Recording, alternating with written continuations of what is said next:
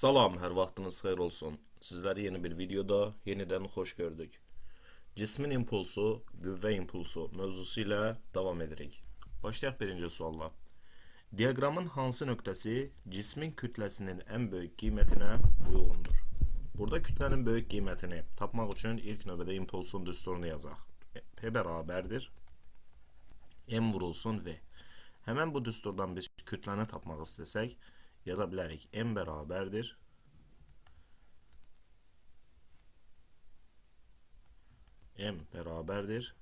P bölü V. Yəni cismin impulsu bölünsün sürət. Burada indi bizdən kütlənin ən böyük qiymətini istəyir. Kütlənin böyük olması üçün burada P'nin böyük olması lazımdır. Yəni impulsun böyük olması lazımdır. Sürətin isə kiçik olması lazımdır. İmpulsun böyük olduğu nöqtə, sürətin isə kiçik olduğu nöqtə 2 nöqtəsidir. Sualımızın cavabı Y variantı olmalıdır. İkinci sualda, diaqramın hansı nöqtəsi cismin sürətinin ən kiçik qiymətinə uyğundur? Yenə də P bərabərdir M vurulsun V düsturundan istifadə edirik. Və bizdən burada sürət soruşulur. O zaman yazıram sürət bərabərdir. İmpulsu yuxarıda yazırıq, kütləni də aşağıda. İndi bizdən sürətin kiçik qiymətini istəyir. Sürətin kiçik olması üçün impulsun kiçik olması, kütlənin isə böyük olması lazımdır. İmpulsun kiçik olduğu nöqtə. Bax, bu nöqtədir. Kütlənin böyük olduğu nöqtə isə buradakı nöqtədir. Və biz bunları kəsişdiririk. Nəticədə impuls kiçik, sürət böyük. İmpuls kiçik, kütlə böyük və sürətdən olur, kiçik olur. Deməli, sualımızın cavabı 4 olmalıdır. Yəni B variantı.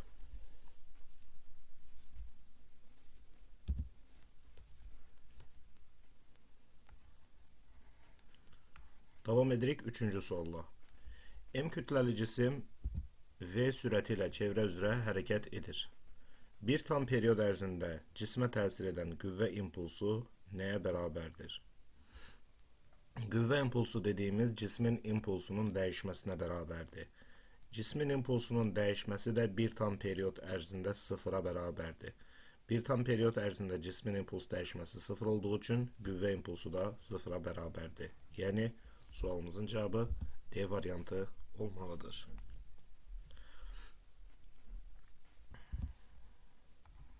Davam edirik 4-cü sualla. Cismin impulsunun zamandan asılılıq qrafikindən istifadə edərək ona təsir edən qüvvələrin əvəzləyicisini hesablayın. Əvəzləyici qüvvəni hesablamaq üçün F bərabərdir delta P bölü delta T yazmağımız kifayətdir. Bu da bərabərdir. Burada impulsun dəyişməsi, cismin impulsu 4-dən 10-a qədər dəyişib. Yəni cismin impuls dəyişməsi 6-dır. Keçən zaman müddəti isə 2 saniyədir. 2-ni də burada yazıram. 6-nı da 2-yə bölürük. Nəticədə cismə təsir edən qüvvələrin əvəzləyicisi 3 Newtona bərabər olmuş olur. Davam edirik 5-ci sualla. Metr vurulsun saniyə. Yox, M vurulsun S. Burada M kütlədir. Kütlə vurulsun yer dəyişmə bölü zaman ifadəsi ilə hansı fizik kəmiyyət təyin edilir deyir bizə burada. M-i olduğu kimi saxlasaq, S bölü T-nin yerinə də yer dəyişmə bölü zamanın yerinə də sürət yazsaq, kütlənin sürət hasili bizə impulsu verir. Deməli, sualımızın cavabı cismin impulsu olmalıdır. 6-cı sualda M vurulsun, A vurulsun, T ifadəsi hansı fizik kəmiyyət təyin edilir?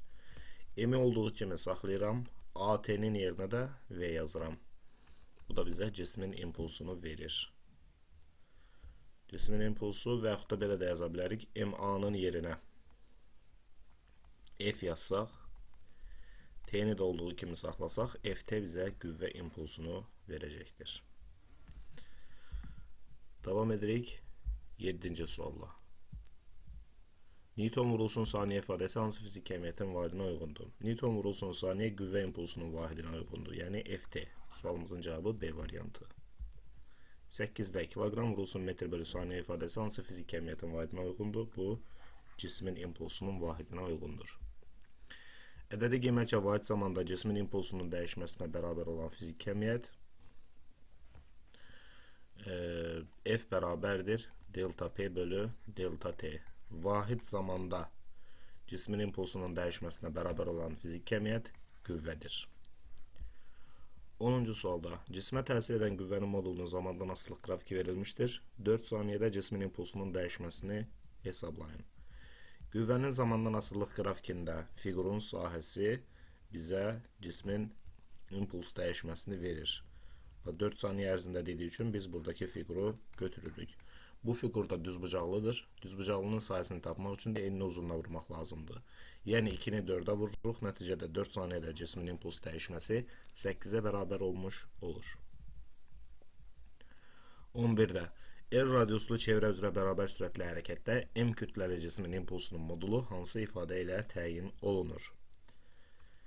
İmpuls bərabərdir kütlə vurulsun sürət. Bu da bərabərdir. Kütləni olduğu kimi saxlayıram. Sürətin yerinə də yazıram 2 pi n r. İmpulsun üstürə alınır 2 pi n r vurulsun m şəklində. 12-ci sualda düz xətt üzrə hərəkət edən cismə hərəkət istiqamətində tətbiq edilən əvəzləyici qüvvənin modulunun zamandan asılılıq qrafiki verilmişdir. Qrafikin altındakı fiqurun sahəsi hansı fiziki əhəmiyyətin ədədi qiymətinə bərabərdir? Bayaqki məsələdə də dediyimiz kimi buradakı fiqurun sahəsi bizə impulsun dəyişməsini verir. Nəticədə sualımızın cavabı C variantı olmalıdır. 13-cü sualla davam edirik. Cismin impulsunun proyeksiyasının zamandan asılılıq qrafiki verilmişdir. Əvəzləyici qüvvənin proyeksiyasının zamandan asılılıq qrafiklərindən hansı bu hərəkətə uyğundur? Əvəzləyici qüvvə F bərabərdir delta P bölü delta T şəklində yazılır. Burada əvəzləyici qüvvənin böyük olması üçün impulsun dəyişməsi böyük olmalıdır. İmpuls dəyişməsinin ən böyük olduğu hissə də 1, 2, 3 şəklində yazsaq, ən böyük olduğu hissə 3-cü aralıqdır. Çünki 3-cü aralıqda qrafik daha dik, daha üzü yuxarı formada dayanıb. Nəticədə burada cismə təsir edən əvəzləyici qüvvə daha böyükdür. 2-də qrafik biraz aşağı doğrudur. 2-də yəni qüvvə biraz kiçikdir. 1-də isə qüvvə ən kiçikdir. Deməli, kiçikdən başlayır, sonra biraz artır. 3-cüdə isə ən böyük olmuş olur. Yəni, sualımızın cavabı burada D variantı olmalıdır. 14-cü sualda yer səthindən başlanğıc B0 impulsu ilə şaquli yuxarı atılmış M kütləli cismin uçuş müddəti hansı ifadə ilə təyin olunur? Uçuş müddəti bərabərdir 2V0 bölünsün J. Burada kəsirin surətini də məxrəcini də M-ə vursaq, o zaman T bərabərdir 2MV0 bölünsün, məxrəci də M-ə vururuq, məxrəcdə olur MJ. Buradan T bərabərdir 2MV0 bizə 2P0'ı verir. Bölünsün MJ'ni də olduğu kimi yazdıq. Sualımızın cevabı oldu B variantı. 15-ci sualda hansı qrafik üfüqi yolda hərəkət edən avtomobilin mühərrikini söndürdükdən sonra impulsunun zamandan asılılığını təsvir edir? Deməli, mühərriki söndürəndən sonra cisim bərabər yavaşayan hərəkət edir. Yəni V bərabərdir, tənlik olur, sürət tənliyi V bərabərdir V0 çıxılsın AT şəklində. Biz bu tənlikdən impulsun tənliyində yaza bilərik. P bərabərdir M vurulsun V.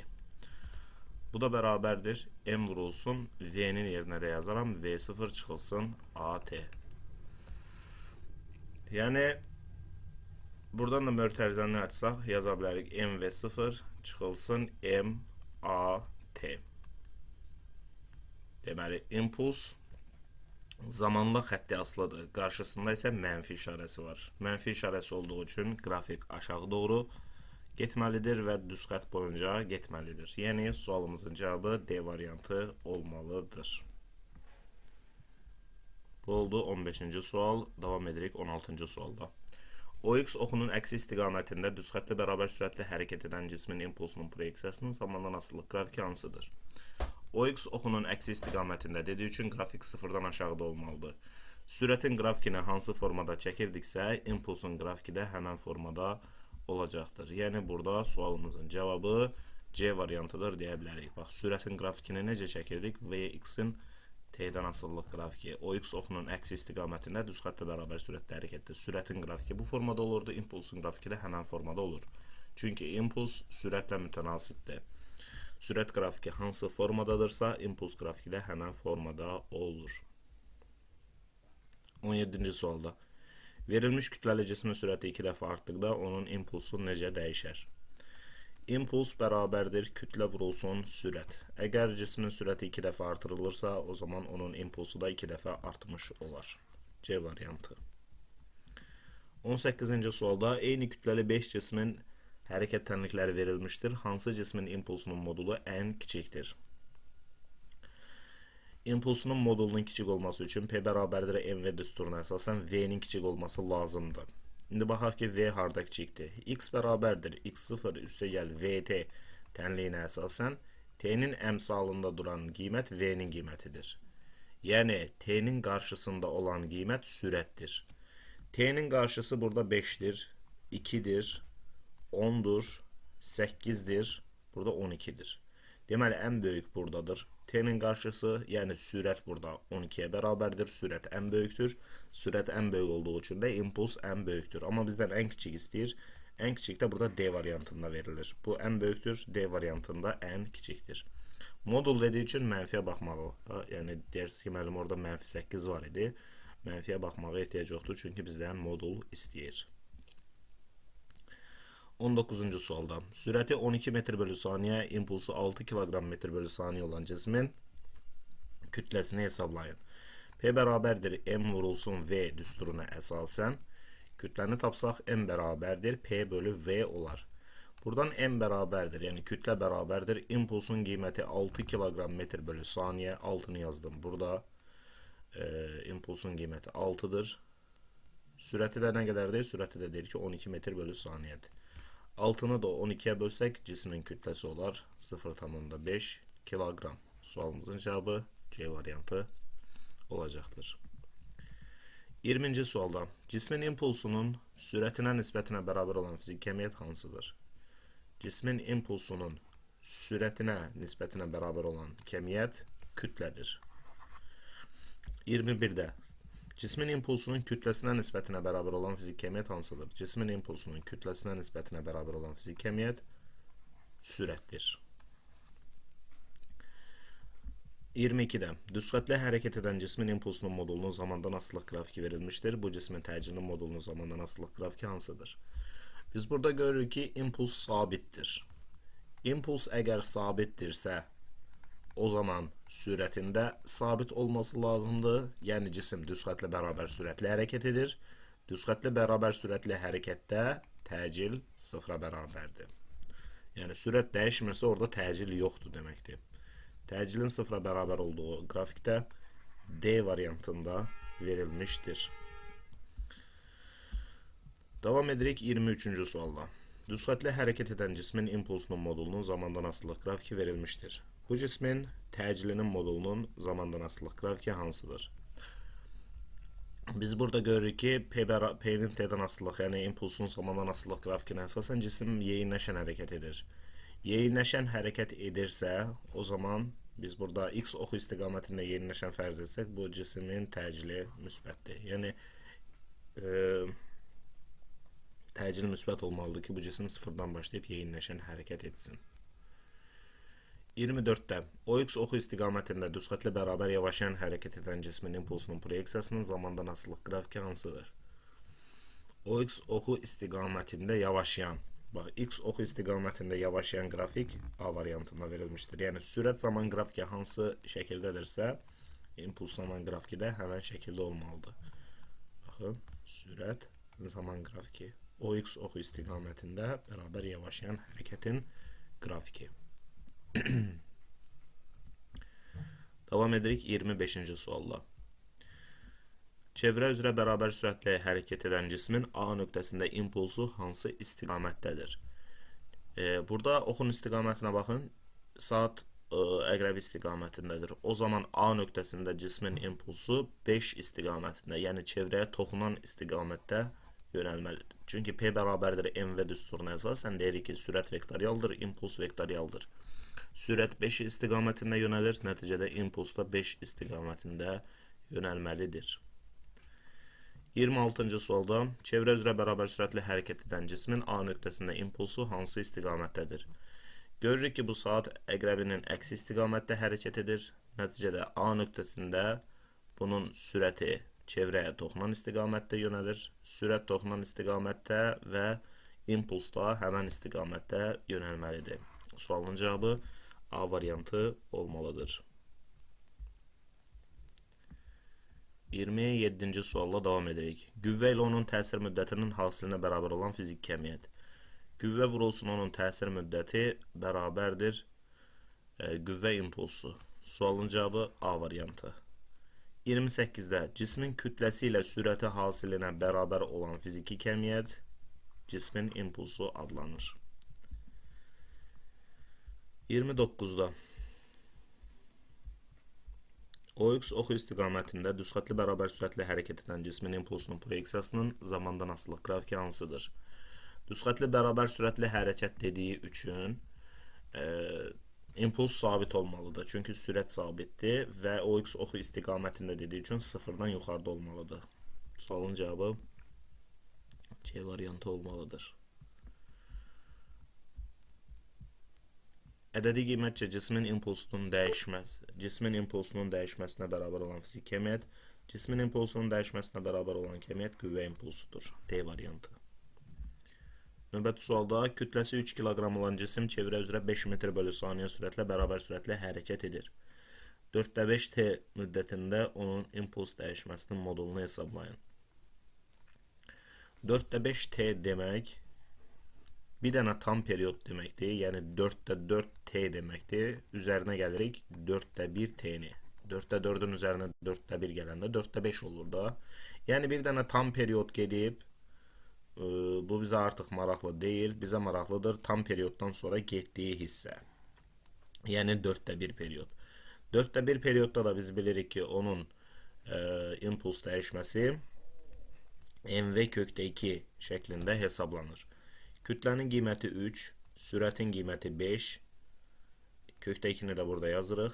3, 5-in 15, 15 kökdə 2 sualımızın cavabı olmalıdır. Yəni B variantıdır deyə bilərik. Davam edirik növbəti sualla. 1 kiloqram kütləli cismə təsir edən əvəzləyici qüvvənin zamandan asılılıq qrafiki verilmişdir. Hərəkətə başlayandan 4 saniyə sonra cismin sürətini hesablayın. Burada F-in T-dən asılılıq, yəni qüvvənin zamandan asılılıq qrafikində fiqurun sahəsi bizə verir nəyi?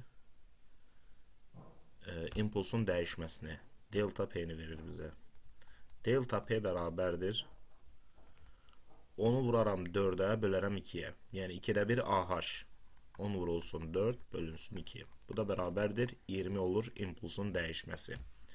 Başlanğıc sürət 0-dır, kütləsi 1 kiloqramdır. O zaman sürəti, son sürəti hesablaya bilərik. V bərabərdir P bölü M. İmpulsun qiymətini tapdıq 20. Kütlənin qiyməti 1. 20-ni 1-ə bölərik. Sürətin qiyməti 20 metr bölü saniyə olar. Davam edirik növbəti sualla. Cismə təsir edən əvəzləyici qüvvənin proyeksiyasının zamandan asılılıq qrafiki verilmişdir. 10 saniyə ərzində cismin impulsunun dəyişməsini hesablayın. Yenə də cismin impulsunun dəyişməsini hesablamaq üçün buradakı fiqurun sahəsini tapmaq lazımdır. Fiqurda 3 bucaqdır. 3 bucağın sahəsi də 2/1 AH düsturu ilə hesablanır. Buradan 2/1 vurulsun A-nın qiyməti, yəni oturacağın qiyməti 10-dur. Hündürlüğün qiyməti yuxarı doğru olduğu üçün 8-dir. Bu nətər 8 olur? 8-dir. Onu 8-ə vurduq 80, 2-yə böldük, oldu 40. Deməli, sualımızın cavabı 40 kiloqram metr bölü saniyə olmalıdır. Növbəti sualda cismə təsir edən əvəzləyici qüvvənin zamandan asılılıq qrafikinə görə 5 saniyə ərzində onun impulsunun dəyişməsini hesablayın. Yenə də burada fiqur sahəsi tapacağıq. İlk növbədə buradakı fiqurun sahəsini tapaq. 8 ilə 2 bura eləyir 16. Sonra buradakı fiqurun sahəsini tapaq. Bax 2 ilə 5-in arası neçədir? 3. Bura neçədir? 4. 3-ü 4-ə vurduq, oldu 12. Deməli burada 12-dir. 16 ilə 12-nin toplamı da 28-dir. Deməli cismin impuls dəyişməsi 28-ə bərabərmiş. Növbəti sualda cismin impulsu zamana görə bu qanunla dəyişir. 3-cü saniyənin sonunda cismə təsir edən əvəzləyici qüvvəni hesablayın. Əvəzləyici qüvvə bərabərdir delta P bölü delta T. Yəni impulsun törəməsinə bərabərdir. Yazıram, impulsun törəməsi. Bu da bərabərdir 2T kvadratı üstəgəl 5T'nin törəməsi. Kvadrat yox, törəməsi. Bu da bərabərdir 2T kvadratının törəməsi 4T'dir. 5T'nin törəməsi isə 5'dir. Nəticədə qüvvə 4T üstəgəl 5 şəklində alınır. Təkrardan burada yazıram. F bərabərdir 4T üstəgəl 5. Bizə isə deyir ki 3-cü saniyənin sonunda. O zaman T'nin yerinə 3 yazıram. 4 vurulsun 3 üstəgəl 5. Bu da elədi. 12'nin üzərinə də 5 gəldik. 17 Newton alındı sualımızın cavabı. 36-cı sualla davam edirik. Cismin impulsu zamana görə 5T üstəgəl 10 qanunu ilə dəyişir. Cismə təsir edən əvəzləyici qüvvəni hesablayın. Cismə təsir edən əvəzləyici qüvvəni hesablamaq üçün yenə də bunun törəməsini tapmaq lazımdır. Yəni 5T üstəgəl 10'un törəməsi bərabərdir 5T'nin törəməsi 5'dir, 10'un törəməsi 0'dır da onu yazmırıq. Nəticədə sualımızın cavabı 5 Newton alınmış olur. 37-ci sualda kütləsi 5 kiloqram olan cismi çevrə üzrə 4 metr bölü saniyə sürətlə hərəkət edir. 4'də 7T müddətində onun impuls dəyişməsinin modulunu hesablayın. 4'də 7T, bax biz bunu necə yaza bilərik? 4'də 4T üstəgəl 4'də 3T şəklində yaza bilərik. 4'də 7 olması üçün. 4'də 4T getdi. Zaten tam periyodda bunun impuls dəyişməsi 0'a bərabərdir. Geriyə qaldı bizdə burada 4'də 3T. 4'də 3T'də də onun impuls dəyişməsi mv kökdə 2 düsturu ilə hesablanır. M kütlədir, 5'dir. V sürətdir, 4'dür. Kökdə 2'ni də yazdım yanında. Deməli 4'də 7T'də onun impuls dəyişməsi 20 kökdə 2'yə bərabər olur. 38'də cismə təsir edən əvəzləyici qüvvənin zamandan asılılıq qrafiki verilmişdir. İlk 5 saniyə ərzində cismin impulsunun dəyişməsini hesablayın. Buradakı fiqurun trapesiya olduğunu görürük. Deməli biz trapesiyanın sahəsini tapacağıq. Trapesiyanın sahəsi də hesablanır. A üstəgəl B bölünsün 2 vurulsun H düsturu ilə. Oturacaqlardan biri 5'dir. O zaman yazıram 5 üstəgəl. Oturacaqlardan digəri isə 2 ilə 4'ün arası. Bax bu 2 ilə bu 4'ün arasıdır. 2 ilə 4'ün arasında nə qədər eləyir? 2 eləyir təbii ki. Burada 2'dir. 5 üstəgəl 2 bölünsün 2 vurulsun hündürlüğü də 2'dir. 2'lər getdi, qaldı burada 7. Deməli impuls dəyişməsi 7'yə bərabərmiş. Sualın cavabı A variantıymış. 38'i də yazdıq. Keçirik 39'a. Cismə təsir edən əvəzləyici qüvvənin zamandan asılılıq qrafiki verilib. Cismin impuls dəyişməsi 10 olarsa qüvvənin cismə təsir etmə müddətini hesablayın. Deməli cismin impuls dəyişməsi 10'a bərabərmiş. Yəni buradakı fiqurun sahəsi 10 imiş. O zaman yazıram 2'də 1 AH, yəni 2'də 1 vurulsun. A'nın qiymətini, yəni üçbucağın oturacağını bilmirik. Biz bura məsələn A deyək. Yazıram A vurulsun. Hündürlüğün qiyməti isə 4'dür. 4'ü bilirik. Bərabərdir. İmpuls dəyişməsi 10'a bərabərdir demişdi məsələnin şərtində. Bu 4 ilə bu 2'ni apardıq. Nə qaldı geriyə? 2A bərabərdir. 2A bərabərdir 10'a. Buradan A'nı tapsaq A bərabərdir 5 olar. Yəni zaman müddətini biz 5 tapdıq. Qüvvənin cismə təsir etmə müddəti 5 saniyəyə bərabərmiş. 40-cı sualda iki cisim V və 2V sürəti ilə qarşı-qarşıya hərəkət edir. Kütləsi M olan birinci cismin ikinci cismə nəzərən impulsunun modulunu hesablayın.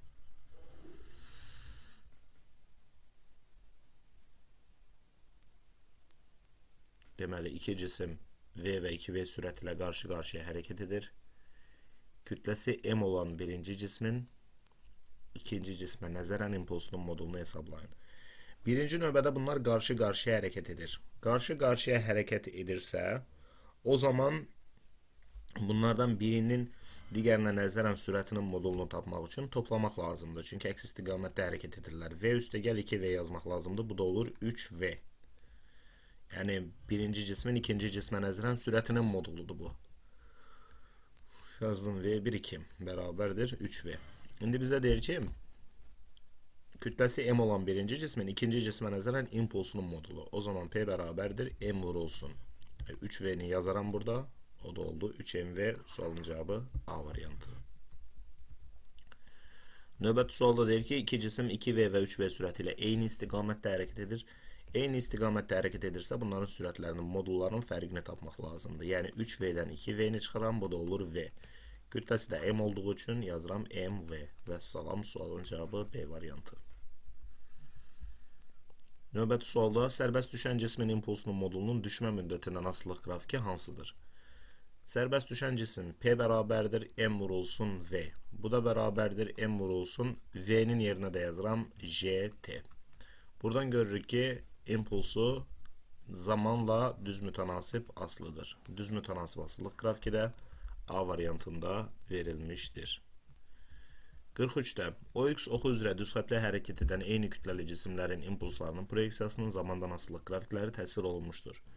A cisminin hansı cismə nəzərən impulsunun modulu ən kiçikdir? Ən kiçikdir deyirsə, A-ya ən yaxın olanı götürürsünüz, yəni 1. Ən böyükdür desəydi, A-ya ən uzaq olanı, yəni 5-i götürərdiniz. Sualın cavabı B variantıdır. Rahat yolu budur. 44-cü sualda 2 kiloqram kütləli cisim çevrə boyunca 4 metr bölü saniyə sürətlə bərabər sürətlə hərəkət edir. Dönmə bucağı 90 dərəcə olduqda cismin impulsunun dəyişməsini hesablayın. Dönmə bucağı 90 dərəcə olduqda, yəni bu 4də 1 periyod deməkdir. 90 dərəcədə də impuls dəyişməsi MV kök altında 2 düsturu ilə hesablanır. MV kökdə 2. Bu da bərabərdir. Kütlənin qiyməti 2, sürətin qiyməti 4 kökdə 2-ni də yanında yazarıq. 8 kökdə 2 sualımızın cavabı olmuş olar. Davam edirik 45-ci sualla. 2 kiloqram kütləli maddi nöqtə çevrə boyunca 8 metr bölü saniyə sürətlə hərəkət edir. Dönmə bucağı 360 dərəcə olduqda cismin impuls dəyişməsinin modulunu hesablayın. Dönmə bucağı 360 dərəcə olanda bu tam periyod deməkdir. Tam periyodda da impuls dəyişməsi 0-a bərabər olur. Çünki sürət dəyişməsi tam periyodda 0-dır. İmpuls dəyişməsi də 0 olur. 46-cı sualda cismə təsir edən qüvvələrin əvəzləyicisi 0-a bərabər olduqda cismin impulsunun modulunun zamandan asılılıq qrafiki hansıdır? Cismə təsir edən qüvvələrin əvəzləyicisi 0-a bərabər olarsa, Newtonun birinci qanununa əsasən cisim ya sükunətdə olar, ya da düzxətli bərabər sürətlə hərəkət edər. Düzxətli bərabər sürətlə hərəkətdə o deməkdir ki, sürət sabitdir. Sürət sabitdirsə, impulsun da sabit olması lazımdır. 47-ci sualda cismə təsir edən qüvvələrin əvəzləyicisi 0-a bərabər olduqda cismin impulsunun modulunun zamandan asılılıq qrafiki hansıdır? Newtonun birinci qanununa gedirik yenə. Cismə təsir edən qüvvələrin əvəzləyicisi 0-a bərabər olarsa, o ya sükunətdə olar, ya da düzxətli bərabər sürətlə hərəkət edər. Bakı məsələdə düzxətli bərabər sürətlə hərəkət var idi, burada isə sükunət var. Hər ikisi mümkündür. Yəni, təbii ki, cavablarda ikisi birdən verilə bilməz. Yəni, ya sükunət verilməlidir, ya da bərabər sürətlə hərəkət verilməlidir. Davam edirik 48-ci sualla. Burada deyir ki, əvəzləyici qüvvələrin proyeksiyalarını müqayisə edin. Mən sizə dəfələrcə demişəm ki, qrafik nə qədər dik formada yerləşirsə, orada əvəzləyici qüvvə böyükdür. Yəni, 3 daha dik formada yerləşir, 2 biraz aşağı doğrudur, yəni F3, F2, F1 şəklində sıralanmalıdır. 49-da isə burada birinci qrafik daha dikdir, 2 biraz başdan aşağı əyib, 3-də isə ən aşağı əyilib. Ona görə 1 ən böyükdür, sonra 2, sonra da 3. 1, 2, 3 şəklində sıralanır burada. 50-ci sualda burada baxırsınız, 1 daha dikdir, yoxsa 3. Baxanda anlaşılır. Yəni, 3-cü qrafik daha dik formada görünür. O zaman 3 1-dən böyükdür. 3 birdən böyükdür. 2-də isə sabit olduğu üçün, yəni impuls sabit olduğu üçün əvəzləyici qüvvə də 0-dır. 3 birdən böyükdür. 2-də isə 0-dır. Sualın cavabı da D variantıdır. İndi burada baxırıq. Birinci hissədə daha dik formada yerləşir qrafik. Üçüncü hissədə isə daha aşağı formada yerləşir. Deməli, birinci hissədə daha böyükdür. Üçüncü hissədə daha kiçikdir. İkinci hissədə isə impuls sabit olduğu üçün qüvvə 0-dır. Deməli, birinci hissədə qrafik təqribən belə olacaq. Baxın, mən burada çəkməyə çalışım qüvvənin zamandan asılı qrafiki. Birinci hissədə daha dik olduğu üçün daha böyük. Sonra ikinci hissədə 0. Üçüncü hissədə isə daha kiçik. Belə bir dənə qrafik olmalıdır. Baxaq görək. Y variantında verilib. Sualın cavabı Y variantı olmalıdır.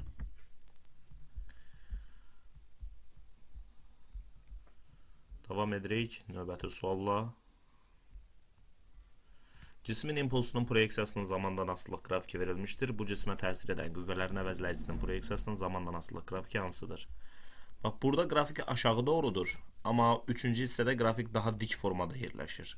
O zaman birinci hissədə qüvvə daha kiçikdir. Belədir. Sonra ikinci hissədə bax, burada 0 olmalıdır. Çünki sabitdir göstərir 0. Sonra isə üçüncü hissədə daha böyük belə bir qrafik olmalıdır.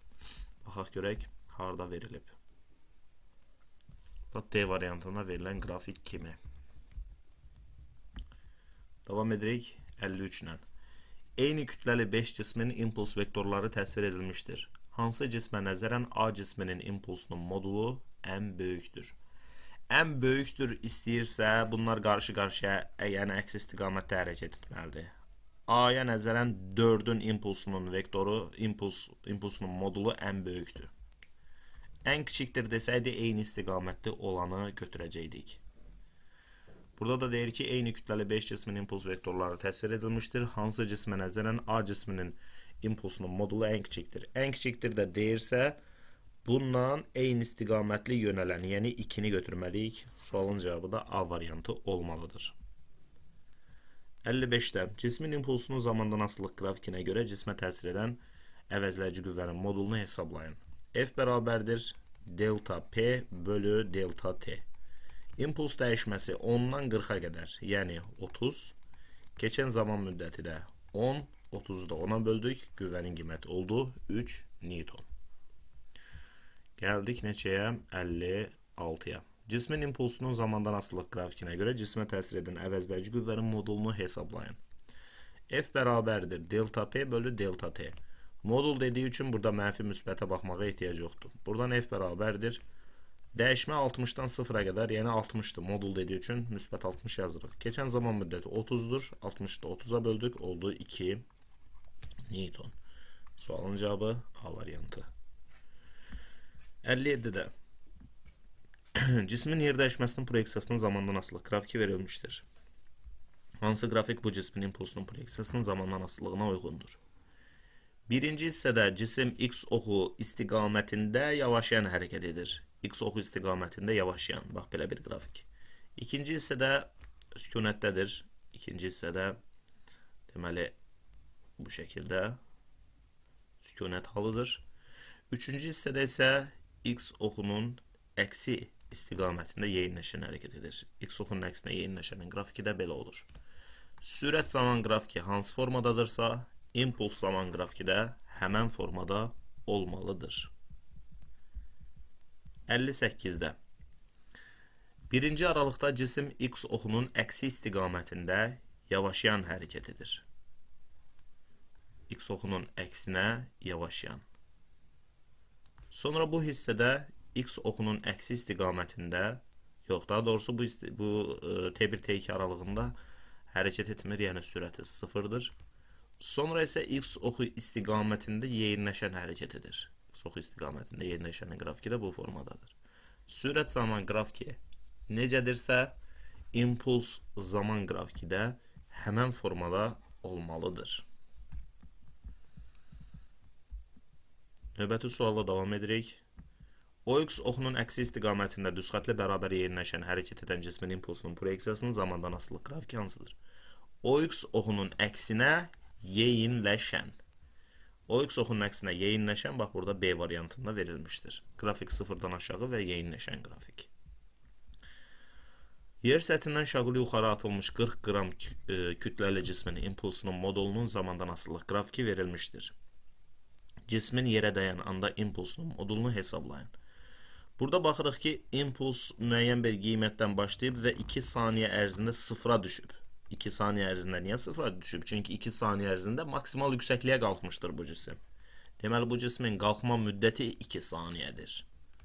V-ni tapsaq, V bərabərdir JT olar. Yəni, yerə dəyən andakı impulsu. J-nin qiyməti 10, T-nin qiyməti 2. 10'u 2'yə vurduq, oldu 20. Deməli, cisim 20 metr bölü saniyə sürətlə yerə dəyər. Kütlənin qiyməti də 40 qramdır. 40 qramda 0,4 kilogram deməkdir. 0,4'ü də 20'yə vuranda alırıq impulsun qiymətini 0,8. Yəni, P bərabərdir MV düsturuna əsasən kütlə 0,4, V 20 vurarıq 0,8 metr bölü saniyə olar. 61-ci sualda 30 qram kütləli sərbəst düşən cismin impulsunun modulunun zamandan asılılıq qrafiki verilmişdir. Cismin yerə dəyən anda impulsunun modulunu hesablayın. Yerə dəyən anda 2 saniyəyə bu yerə dəyib. O zaman yazıram. V bərabərdir JT.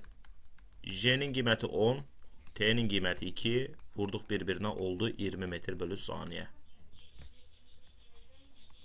Impulsu da hesablamaq üçün P bərabərdir MV yazırıq. Kütlə 30 qram, yəni 0,3 kilogram.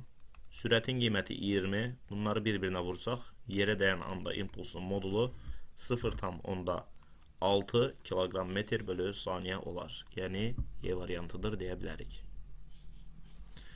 62-ci sualda kürələr sisteminin tam impulsunun modulunu hesablayın. Biri sağa doğru hərəkət edir, buna müsbət MV desək. Biri sola doğru hərəkət edir, buna mənfi MV desək. Bunların tam impulsu müsbət MV ilə mənfi MV-nin toplamıdır. Yəni, sıfırdır. 63-də kürələr sisteminin tam impulsunun OX oxu üzrə proyeksiyasını hesablayın. Bax, bu da X oxu istiqamətində hərəkət edir, müsbət MV-dir. Bu da X oxu istiqamətində hərəkət edir, müsbətdir. Müsbət MV, müsbət MV, 2 MV olur. 64-də kürələr sisteminin tam impulsunun OX oxu üzrə proyeksiyasını hesablayın. Biri X oxunun əksi istiqamətində hərəkət edir, mənfi MV. Biri X oxu istiqamətində hərəkət edir, müsbət MV. Mənfi MV və müsbət MV-nin toplamı 0-a bərabər olmuş olur. Növbəti sualda deyir ki, kürələr sisteminin tam impulsunun modulunu hesablayın. Bax, eyni istiqamətdə hərəkət edirlər. Əgər buna müsbət MV desək, buna da müsbət MV deməyimiz lazımdır. Çünki ikisi də sola doğru hərəkət edir və bu MV-lərin toplamı da bizə 2 dənə MV-ni verir. 66. F qüvvəsinin təsiri ilə T müddətində M kütləli cismin impulsu delta P qədər dəyişmişdir. Bu qüvvənin təsiri ilə eyni zaman müddətində 2M kütləli cismin impuls dəyişməsi nəyə bərabərdir? Cismin impuls dəyişməsi delta P bərabərdir. F vurulsun delta T deyilmi? Cismin impuls dəyişməsi delta P bərabərdir F vurulsun delta T. Burada deyir ki, F qüvvəsinin təsiri ilə T müddətində. F-lə T delta P-yə bərabərmiş. M kütləli cismin impulsu delta P qədər dəyişib. Deyir ki, bu qüvvənin təsiri ilə, yəni qüvvəni dəyişmir. Eyni zaman müddətində zamanı da dəyişmir. Qüvvəni də dəyişmirsə, zamanı da dəyişmirsə, o zaman impuls da dəyişməməlidir. Yəni, yenə delta P olmalıdır. Desəz ki, müəllim, kütlə fərqlənib, kütlə fərqlənsin. Burada kütlə ilə əlaqəli bir şey yazmışıq mı biz? Yazmışıq ki, delta P bərabərdir F vurulsun delta T. Bu kütlədən asılı deyil. Yəni, qüvvə eyni qüvvədirsə, zaman da eyni zamandırsa, o zaman impuls dəyişməsi də həmən impuls dəyişməsi olmalıdır. Növbəti sualda 67-də yenə eyni məntiqdir. Burada da yenə deyir ki, bu qüvvənin təsiri ilə eyni zaman müddətində qüvvə də dəyişməyib, zaman da dəyişməyib, o zaman impuls dəyişməsi də eyni qalmalıdır. Sualın cavabı B variantı olmalıdır. 68-də düzxətli hərəkət edən eyni kütləli cisimlərin impulslarının proyeksiyasının zamandan asılılıq qrafikləri təsvir olunmuşdur. A cisminin hansı cismə nəzərən sürəti ən böyükdür? Ən böyük istəyirsə A-ya ən uzaq olanı götürürsünüz uşaqlar. A-ya ən uzaq olan 1-dir. Vəssalam. Sualın cavabı B variantıdır. Ən kiçikdir istəyirsə, ən yaxın olanı götürürsünüz. A-ya ən yaxın olan hansıdır? 5-dir. Vəssalam. Y variantı. Davam edirik. Davam edirik. 70-ci sualla. Cismin hərəkət tənliyi x bərabərdir 3 üstəgəl 2t şəklindədir. Cismin impulsu 30 olarsa onun kütləsini hesablayın. Bax, x bərabərdir x0 üstəgəl vt-dir də, düzdürmü? Bax, bu t-nin qarşısında duran qiymət v-dir. Yəni, t-nin qarşısında duran qiymət 2, bu v-nin qiymətidir. v bərabərdir 2, o zaman m-i tapa bilərik. m bərabərdir p bölü v. p-nin qiyməti 30, v-nin qiyməti 2. Böldük bir-birinə, oldu 15. Vəssalam. Sualın cavabı D variantı. 71-də deyir ki, cismin impulsunu hesablayın. Yenə də t-nin qarşısında duran qiymət v-nin qiymətidir. Yəni, v2-dir. O zaman biz p bərabərdir mv yaza bilərik. Kütlə 8, sürət 2, vurduq bir-birinə, oldu 16. Y variantı. 72-də şaquli istiqamətdə aşağı atılan cismin impulsunun modulunun zamandan asılı qrafiki verilmişdir. Cismin kütləsini hesablayın. F bərabərdir delta p bölü delta t. Və f-in yerinə biz yaza bilərik mg. Çünki cismə ağırlıq qüvvəsi təsir göstərir. mg bərabərdir delta p bölü delta t. Biz buradan cismin kütləsini hesablamaq istəyirik. M bərabərdir delta p bölünsün. J-ni də məxrəcdə yazarıq. J delta t. Buradan M bərabərdir delta p, yəni impuls dəyişməsi 5-dən 20-yə qədər dəyişib 15-dir. Bölünsün. J-nin qiyməti 10, zamanın qiyməti də 5-dir. Bu da bərabərdir 15 ilə 5-i də apararıq. Burada qalar 3. Yəni 13. Məxrəcdə 10, yuxarıda da 3. Bu da 0,3 deməkdir. Sualın cavabı da C variantı olmalıdır. Növbəti sualda Euler-Venn diaqramında fizik kəmiyyətlər üçün uyğun bəndləri müəyyən edin. Cismin impulsu və qüvvə impulsu üçün. Vektorial kəmiyyətdir. Həm cismin impulsu, həm də qüvvə impulsu vektorialdır. İstiqaməti cismin sürətinin istiqamətində yönəlir. Bu cismin impulsudur.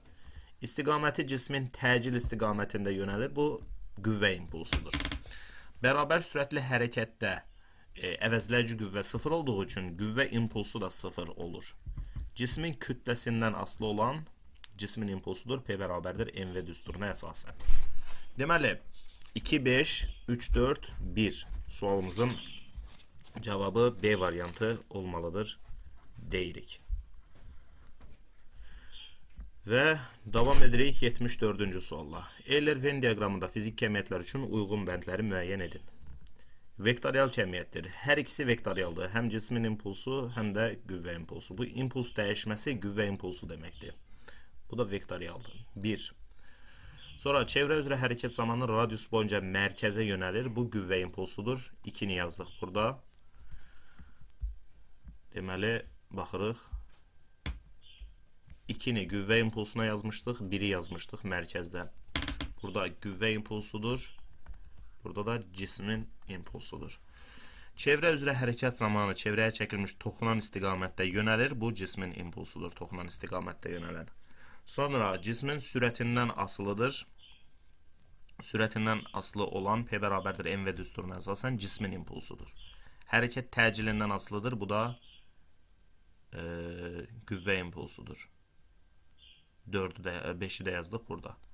Deməli, sualımızın cavabı olmalıdır. 2, 5, 3, 4, 1. Yəni B variantı.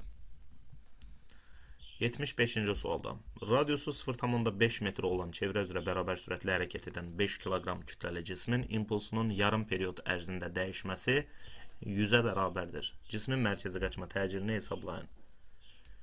Yarım period ərzində nəyi? Impuls dəyişməsi. Yarım period ərzində impuls dəyişməsi delta P bərabərdir 2P olmalıdır. Bu əgər 100-ə bərabərdirsə, o zaman biz buradan P-ni tapa bilərik. P bərabərdir 50 olmalıdır. Yəni 100-ü 2-yə bölürük, olur 50 kiloqram metr bölü saniyə. İndi biz mərkəzə qaçma təcilini hesablamaq istəyirik. Kütlənin qiyməti var, gəlin sürəti hesablayaq. V bərabərdir P bölünsün M. İmpulsun qiymətini 50 tapdıq. 50-ni yazdım burada. Kütlənin qiymətini verib 5 kiloqram 5-i yazdım burada. 50-ni 5-ə böldük, oldu sürətin qiyməti 10 metr bölü saniyə.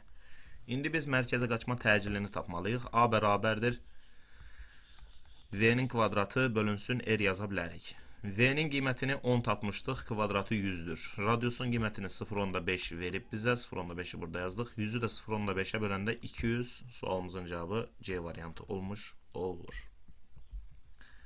76. Kütləsi 1 kilogram olan cisim 5 metr hündürlükdən şaquli olaraq yerə düşür və yerə dəyərək 4,5 metr hündürlüyə sıçrayır. Cismin yerə verdiyi impulsu hesablayın. Birinci növbədə V bərabərdir V1 desək buna, yəni cisim yerə hansı sürətlə dəyir onu tapacaq. Kök altında 2 GH, bu da bərabərdir kök altında 2 vurulsun, J'nin qiyməti 10, hündürlüyün qiyməti də 5 metrdən düşdüyü üçün 5. Və buranı hesablayanda bu sürətin qiyməti olur 10 metr bölü saniyə. Sonra 4,5 metr hündürlüyə sıçrayır. Hansı sürətlə atılmalıdır ki 4,5 metr hündürlüyə sıçrasın, bunu tapırıq. Bu da bərabərdir kök altında 2 vurulsun, J'nin qiyməti 10, H'ın qiyməti də 4,5.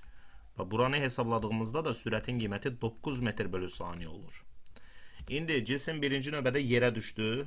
Yerə 10 metr bölü saniyə sürətlə dəydi. Yerdən geri qaydanda isə 9 metr bölü saniyə sürətlə qayıdır. Yerə 10 ilə dəydi, 9 ilə geri qayıtdı. Bunun sürət dəyişməsi nə qədərdir desəm, deyirsiniz ki, müəllim, 9-dan 10'u çıxarıq. Amma istiqamətləri əksi olduğu üçün 9-dan 10'u yox, 9-dan mənfi 10'u çıxırıq. Bu da olur 19. Deməli, 19 nəyin qiymətidir? Sürətin dəyişməsinin qiymətidir. Sürət dəyişməsi 19'dur. O zaman impuls dəyişməsini tapa bilərik. P bərabərdir M delta V. Buradan P bərabərdir. Kütlənin qiyməti 1, sürət dəyişməsi 19. Biri də 19'a vurduq. 19 oldu. 77. sualda eyni qaydada kütləsi 2 kilogram olan cisim müəyyən hündürlükdən yer səthinə düşür. Yer səthi ilə mütləq elastiki toqquşma nəticəsində yerin aldığı impuls 40'dırsa, o zaman cismin yerə dəymə impulsu 20'dir. Yəni 20 ilə yerə dəyib 20 ilə də geri qayıtmalıdır ki, yerə verdiyi impuls, yəni impuls dəyişməsi 40'a bərabər olmuş olsun. O zaman bunun yerə dəymə impulsu 20'yə bərabərdir. Kütləsi 2 kilogram olduğu üçün sürətini tapa bilərik. V bərabərdir P bölü M. Impuls 20, kütlə 2, böldük bir-birinə, oldu 10 sürətin qiyməti. İndi H'ı tapaq. H bərabərdir V'nin kvadratı bölünsün 2J. Sürəti tapdıq 10, kvadratı 100 olur. 100'ü burada yazdım. Bölünsün 2 vurulsun, J'nin qiyməti də 10'dur. 100'ü də 20'yə bölsək, H'ın qiyməti alınar 5 metr. Deməli, cisim 5 metr hündürlükdən sərbəst düşüb. 78'də 40 cm radiuslu çevrə üzrə bərabər sürətlə hərəkət edən 2 kilogram kütləli cismin yarım period ərzində impuls dəyişməsi 20'dir. Yarım period ərzində impuls dəyişməsi delta P bərabərdir 2P olur. Və bunun 20'yə bərabər olduğunu deyir. 2P 20'yə bərabərdirsə, o zaman P'nin özü 10'a bərabər olmalıdır. 10 kilogram vurulsun metr bölünsün saniyə. İndi bunu biləndən sonra biz nəyi tapa bilərik? Biz tapa bilərik sürəti. V bərabərdir P bölü M. Impulsun qiymətini 10 tapdıq. Kütlənin qiyməti 2'dir. 10'u 2'yə böləndə sürətin qiyməti alınır 5 metr bölü saniyə. Sürət 5 metr bölü saniyədirsə, buradan təcili tapmaq olar. A bərabərdir V'nin kvadratı bölünsün R. V'nin qiymətini 5 tapdıq. Kvadratı olur 25. Radiusun qiyməti də verilib 40 cm. 40 cm-də 0,4 metr deməkdir. 25'i də 0,4'ə bölmək 250'ni 4'ə bölmək deməkdir. 250'ni də 4'ə böləndə olur 62,5. Sualımızın cevabı Y variantı olmuş olur. 79-cu sualla davam edirik. 20 cm radiuslu çevrə üzrə bərabər sürətlə hərəkət edən 2 kilogram kütləli cismin 1/4 periyod ərzində impuls dəyişməsi 10 kökdə 2'dir. Cismin mərkəzi qaçma təcilini hesablayın. 1/4 periyod ərzində biz bilirik ki, impuls dəyişməsi delta P bərabərdir P kökdə 2 olur. Yazdım, P kökdə 2. İndi burada bizə deyir ki, 10 kökdə 2'dir. Bizdə isə düsturda yazmışıq P kökdə 2. Deməli, kökdə 2'nin qarşısında duran qiymət P'nin qiymətidir. Yəni kökdə 2-nin qarşısında duran qiymət bu 10. P-nin, yəni impulsun qiymətidir. O zaman bərabərdir. Yəni impuls bərabərdir 10 metr bölünsün saniyə.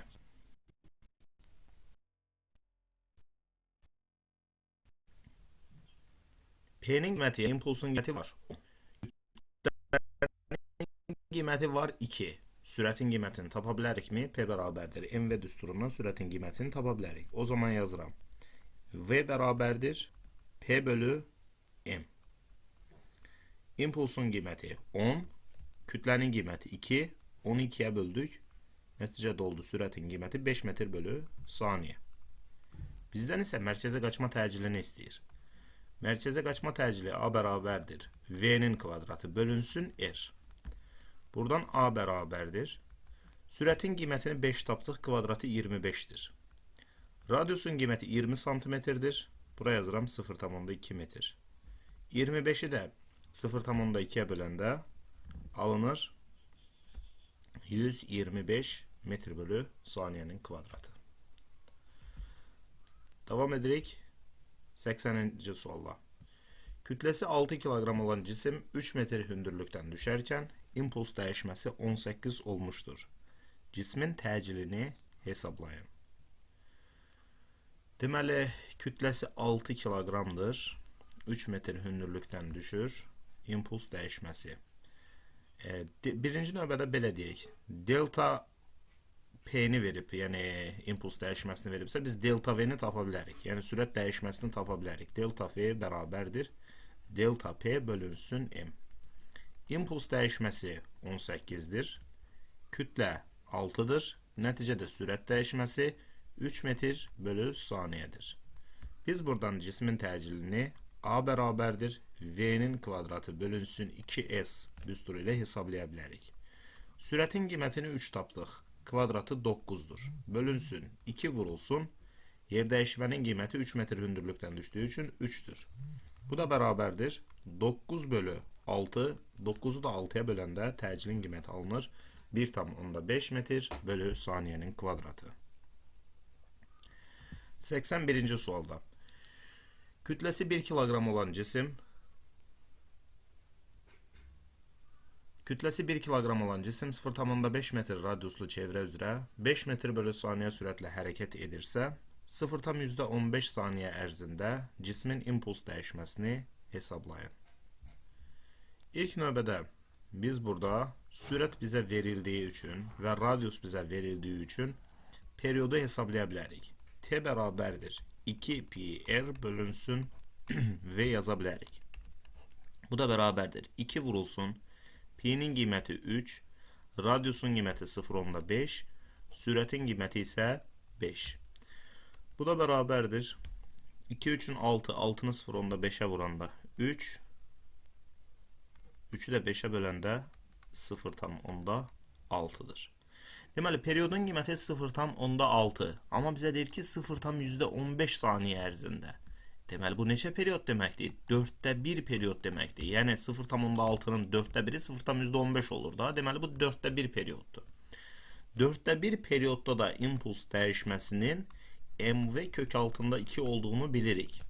O zaman yazıram impuls dəyişməsi bərabərdir. Kütlənin qiyməti 1, sürətin qiymətini 5 verib məsələ. Bax, burada 5 yazılıb.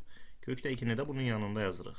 Deməli, impuls dəyişməsi alınır 5 kök altda 2. Sualımızın cevabı da, indi kök altda 2'ni də 1,4 verdiği üçün 5'i də 1,4'e vururuq. Bu da olur 7 kilogram metr bölü saniye. 82. sualla devam edirik. Kütlesi 1 kilogram olan cisim 0,5 metr radiuslu çevrə üzrə 5 metr bölü saniye sürətlə hərəkət edirsə, 0,3 saniye ərzində cismin impulsunun dəyişməsini hesablayın. İlk növbədə yenə periodu hesablayırıq. T bərabərdir 2 pi r bölünsün V. Bu da bərabərdir 2 vurulsun. Pi'nin qiyməti 3, radiusun qiyməti 0,5, sürətin qiyməti də 5. Bu da bərabərdir. Periodun qiyməti burada alınır 0,6. Aha, periodun qiyməti 0,6'dır. Bu isə bizə deyir ki 0,3 saniyə ərzində. Yəni bu 0,6'nın yarısıdır da. Bu yarım periyod deməkdir. Yəni 2də 1 t deməkdir. Yarım periyod ərzində impuls dəyişməsi delta p bərabərdir 2p şəklində hesablanır. Yəni 2mv yaza bilərik. 2 vurulsun, kütlənin qiyməti 1 kiloqram, sürətin qiyməti isə 5 metr bölü saniyə. Bunları yazdıq və impuls dəyişməsi buradan alındı. 10 kiloqram metr bölü saniyə. Sualımızın cavabı da oldu D variantı. 83-cü sualda 2 kiloqram kütləli maddi nöqtə çevrə boyunca 3 metr bölü saniyə sürətlə bərabər sürətlə hərəkət edir. Dönmə bucağı 270 dərəcə olduqda cismin impuls dəyişməsinin modulunu hesablayın. 270 dərəcə demək 4də 3 periyod deməkdir. 4də 3 periyodda cismin impuls dəyişməsi delta p bərabərdir mv kök altında 2 düsturu ilə hesablanır. Kütlənin qiyməti 2 kiloqram, sürətin qiyməti 3 metr bölü saniyə, yanındakı kök təkini də yazırıq və sualımızın cavabı olur 6 kök altında 2, yəni Y variantı. 84-cü sualda 2 kiloqram kütləli maddi nöqtə çevrə boyunca 3 metr bölü saniyə sürətlə bərabər sürətlə hərəkət edir. Dönmə bucağı 180 dərəcə olduqda impuls dəyişməsinin modulunu hesablayın. 180 dərəcə demək yarım periyod deməkdir. Yarım periyod ərzində impuls dəyişməsi 2p qədərdir. Yəni delta p bərabərdir 2mv yaza bilərik. 2 vurulsun, kütlənin qiyməti 2, sürətin qiyməti 3 metr bölü saniyə. Bunlar da bir-birinə vuranda impuls dəyişməsinin modulunun 12 kiloqram metr bölü saniyə olduğunu görürük. Cismin impulsunun proyeksiyasının zamandan asılılıq qrafiki verilib, qüvvələr müqayisə eləyin deyir. Buna oxşar suallar yenə bayaq var idi. Birinci qrafik daha dik formadadır. Üçüncü qrafik daha aşağı formadadır. Ona görə birinci halda qüvvə 3-dən daha böyükdür.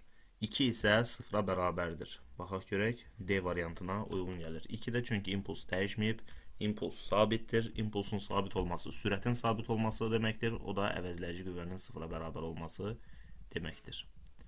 Cismin impulsunun proyeksiyasının zamandan asılılıq qrafiki göstərilmişdir. Bu cismə təsir edən qüvvələrin əvəzləyicisinin proyeksiyasının zamandan asılılıq qrafiki hansıdır?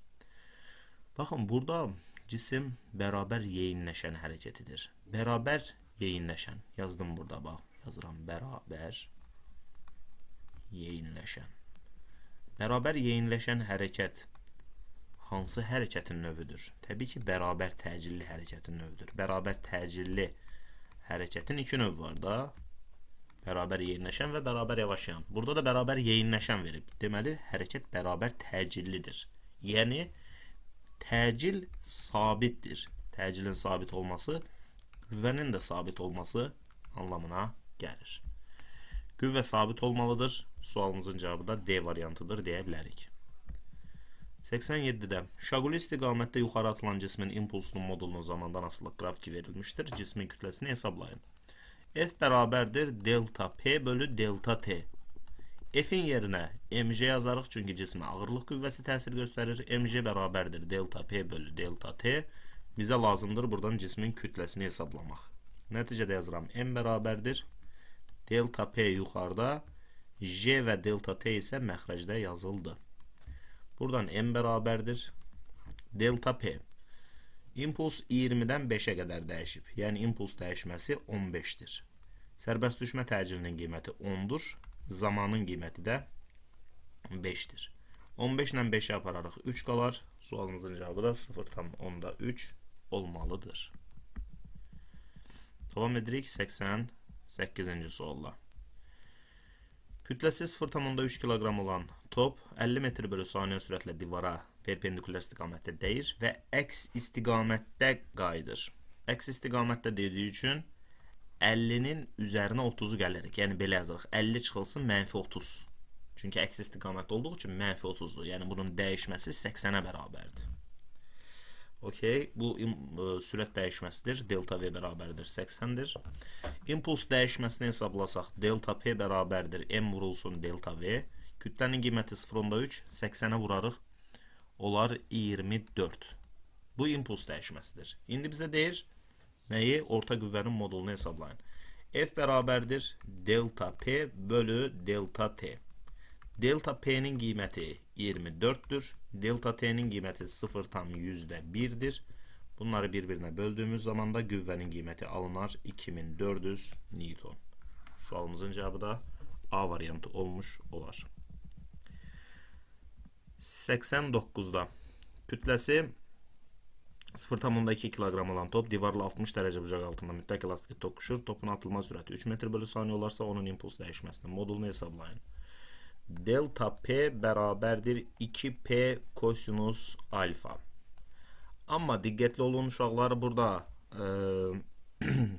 60 derece deyir, biz 60 dereceni götürmürük. Çünkü bu topla divar arasındaki bucaq 60 derecedir. Bak, tutalım ki top bu şekilde atılıbsa buradaki bucaq 60 derecedir. Ama bizim istifadə edəcəyimiz bucaq buradaki 30 derecelik bucaqdır. Yani buradaki perpendikularla sürət arasındaki bucaq. Yani kosinus 60 yok, kosinus 30 derece yazacağıq. O zaman olur 2 vurulsun. P'nin qiyməti M vurulsun V, yani 0,2'ni 3'e vurarıq. Bura 0,6 olar. Kosinus 30'da da alır. Kökte 3 bölü 2. Buradan da 2'ler gelenden sonra 0,6 kökte 3 sualımızın cevabı olmuş olur. Davam edirik 90-cı sualla. OX oxu istiqamətində hərəkət edən cismə təsir edən əvəzləyici qüvvənin istiqaməti göstərilmişdir. Sürətin, impulsun və yerdəyişmənin proyeksiyasının zamandan asılı qrafiklərindən hansılar bu hərəkətə uyğundur? Deməli, cisim X oxu istiqamətində yeyinləşən hərəkət edir. Çünki sürətlə qüvvə eyni istiqamətlidir. X oxu istiqamətində yeyinləşən. Burada 1'i götürə bilərik. 1'e uyğun olaraq 3'ü də götürə bilərik. X oxu istiqamətində yeyinləşən və yerdəyişmə də X oxu istiqamətində yeyinləşəndə yerdəyişmə qrafiki burada 5 ilə göstərilib. Deməli, sualımızın cavabı olmalıdır 1, 3, 5. Və salam, şut tamam. Davam edirik növbəti ilə. Burada bax, sürət bir tərəfə doğru yönəlib 91'də. Qüvvə isə əks tərəfə. Deməli, bu X oxu istiqamətindədir, amma yavaş yandır. X oxu istiqamətində yavaş yan. X oxu istiqamətində yavaş yan verilib 2-ci qrafikdə. Sonra X oxu istiqamətində yavaş yan verilib 4-cü qrafikdə. Bir də verilib X oxu istiqamətində yavaş yan 6-cı qrafikdə. 2, 4, 6 sualımızın cavabı olmalıdır. Növbəti suala baxırıq 92-yə. 2 kilogram kütləli cismə təsir edən əvəzləyici qüvvənin zamandan asılılıq qrafiki verilib. Hərəkətə başlayandan 6 saniyə sonra cismin sürətini hesablayın. İlk növbədə biz burada fiqurun sahəsini taparaq impuls dəyişməsini təyin edə bilərik. İmpuls dəyişməsi bərabərdir 10 vurulsun 6 bölünsün 2. Çünki buradakı üç bucağın sahəsini tapanda 10'u 6'ya vurub 2'ye bölürük. Buradan impuls dəyişməsi bərabərdir 30 alınır. Bizə nə lazımdır? Sürət lazımdır. Başlanan sürət zaten 0 olduğu üçün son sürəti tapmaq üçün P bölü M yaza bilərik. P'nin qiyməti impuls 30, kütlə 2, böldük 32'ye, alındı 15 metr bölü saniye. Davam edirik 93 ilə. Şəkildə 3 kilogram kütləli cismə təsir edən qüvvənin zamandan asılılıq qrafiki göstərilmişdir. T bərabərdir 4 saniyə anında cismin sürətini hesablayın. Yenə buradan fiqurun sahəsini tapıb impuls dəyişməsini tapırıq. Delta P bərabərdir 12 vur 4 bölü 2. Bu da bərabərdir 48 bölü 2. O da bərabərdir 24. İmpuls dəyişməsi 24'e bərabərmiş. Bizə lazımdır sürət. V bərabərdir P bölü M. İmpuls dəyişməsi 24, kütlənin qiyməti 3, böldük bir-birinə, oldu sürətin qiyməti 8 metr bölü saniyə. 94'də düz xətli hərəkət edən cismin koordinatının zamandan asılı qrafiki göstərilib, uyğunluğu müəyyən edin deyir bizə. 0T1. Bax, 0T1 aralığında bu düz xət olduğu üçün bu düz xətli bərabər sürətli hərəkətdir. Düz xətli bərabər sürətli hərəkətdə də əvəzləyici qüvvə 0'a bərabər olur. Yəni 1'ə A variantı yazdıq. 2 yeyinləşəndir. Yeyinləşən hərəkətdə əvəzləyici qüvvə sürətlə eyni istiqamətdə yönəlir.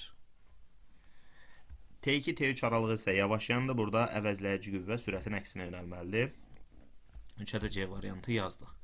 D variantında cismin impulsu dəyişmir deyir. İmpulsun dəyişməməsi üçün sürət sabit olmalıdır. Bu da 1'ə uyğun gəlir. 1-də sürət sabitdir, impuls da sabitdir.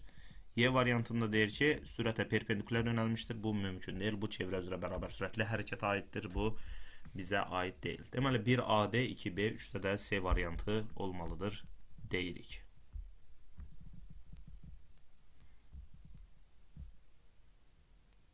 %95-də cismin impulsunun modulu və ifadələr arasında uyğunluğu müəyyən edin. Cismin impulsunun modulu sabit qalır və sıfırdan fərqli olur. Nə zaman? Düz xətli bərabər sürətli hərəkət etdikdə təbii ki, sürət sabit olduğu üçün impuls da sabit qalır. Cismin impulsunun modulu, modul qiymətdir. Bu çevrə üzrə bərabər sürətli hərəkətdə də sabit qalır. D variantını da buraya yaza bilərik. Sonra cismin impulsunun modulu düz xətli bərabər yeyinləşən hərəkət etdikdə təbii ki artar. Çünki yeyinləşən hərəkətdə sürət artır. Düz xətli bərabər yavaşlayan hərəkət etdikdə isə azalar. Sükunətdə olanda impuls sıfırdır. Ona görə bu heç bir varianta uyğun gəlmir. 1AD, 2B, 3-də də C variantı olmuş olur. Beləliklə, bu videonun da sonuna gəlmiş olduq. İzlədiyiniz üçün təşəkkür edirəm. Növbəti videolarda görüşənədək özünüzə yaxşı baxın. Sağ olun, salamat qalın.